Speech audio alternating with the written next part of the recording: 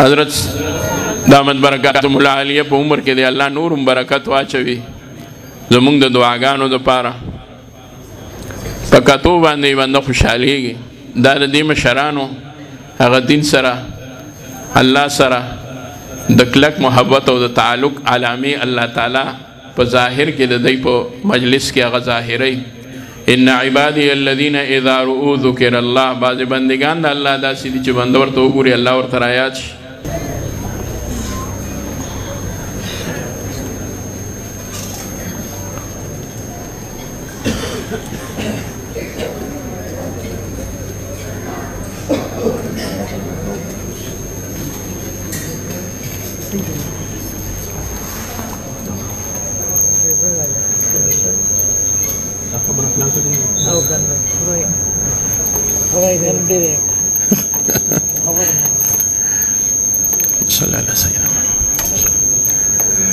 د مدرسې طالب به د مور او پلار بې عزتي نه کوي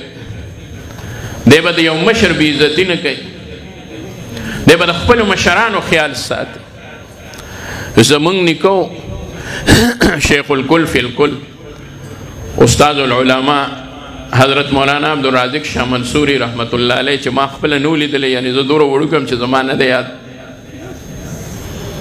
دا کوړي د شیخ الحدیث مولانا عبدالحق صاحب رحمت الله علیه د حاجی محمد امین صاحب رحمت الله علیه د مولانا عبدالرحمن مینوي رحمت الله علیه او دارنګ د حضرات شیخینو د حضرت مولانا مفتی فرید رحمت الله علیه دغه ټول علما او استادو دغه استادو خو چاته پته نه وه یو ځل دغه باباجي زمونږ ماته چا ووې چې د اوبو په غاړه باندې ناست یو بابا ورسره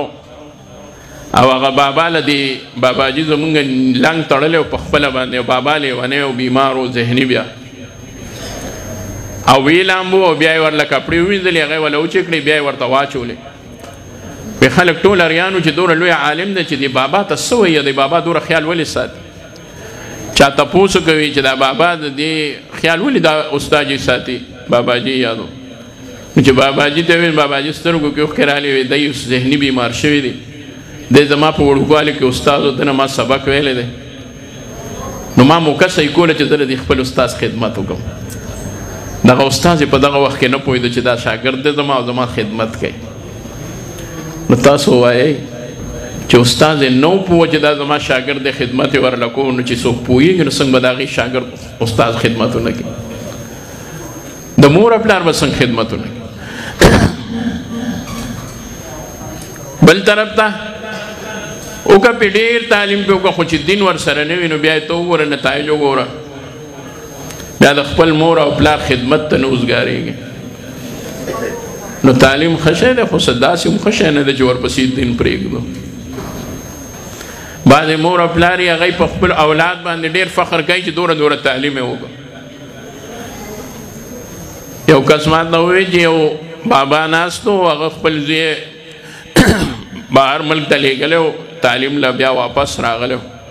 بابا ناست دی او ډېر د هغه صفتونه کوي چې زوی مې دا شو دا شو دا شو دا شو یو بل بابا ورسره ناست و ساده زمیندار بابا وی چې پلانکي یې وی ها وی دا زوی دی څه شنو وی دا د افسر ترې نه جوړ شو دومره پیسې ګټي په دومره غټو دو باندې دی دومره ګاډي دي ورسره مام ګرځوي په خاریو باندې دی بل بابا دې تپوس وکړه چې پلانکي یې وی ها وی تا خو هر څه ووایي چې دا ورله وردي دا ورله وردي مخکې وروستو ترې نه دومره خلک پولسي خو تا ما ته د ده پکې دا خبره ونه کړه د جومات د دننه کېدو خبره دې ونه کړه چې جومات ته ځي او که نه مونځ کوي او که نه روژه نیسي او که نه او نور دینداري دې وله ذکر نه کړه چې صدقې ورکوي زکات ورکوي او که نه بابا دکه ځای کې غلی شو چې بیا دې تپوس وکړه ملګری و نو بابا ورته ووایي چې یاره یو خبره درته وکړم دا ټولې خبرې چې تا ما درته وکړې نو دا ټیک وی دا د دین خبره مې ځکه ونه کړه چې دا بچی مې لږ غوندې بېدینه دی لږ غوندې بېدینه دی وی لکه څه مطلب وی لکه مطلب دا دی چې مونځ کوي هم نه مونځ مني هم نه خدای مني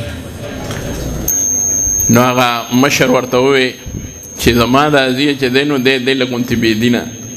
د زمیندار مشر ورته ووی پلانګیا چې بې دینه دې ورسره ووي نو لږ ته ضرورت دی خو چې لږ دی که ډېر دی خو چې بې دینه دی نو ده کې اړو دین نشته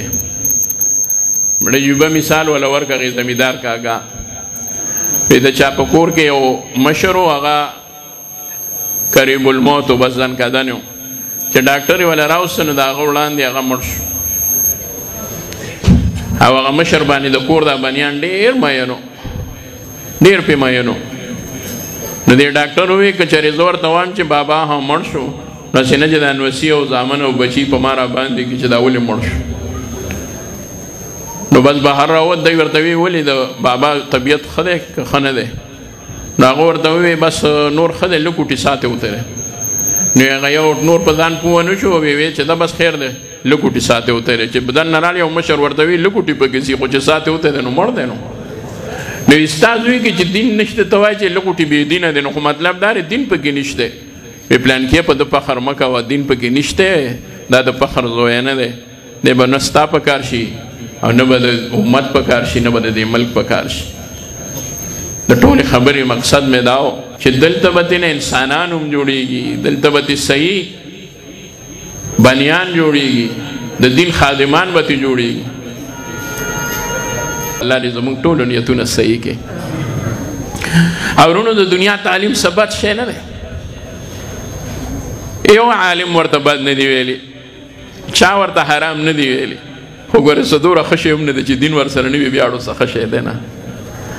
چې دین نه وي بیا یې څه کې که هر څه تې جوړ شي چې د مور او پلار په کار را نشي د دین په کار را نشي د امت په کار را نشي د دې ملک په کار را نشي هغه خو کساب شي او خو صرف د پیسو یو ماشین دی نو خپلو بچو له چې تعلیم ورکوئ نو مدرسه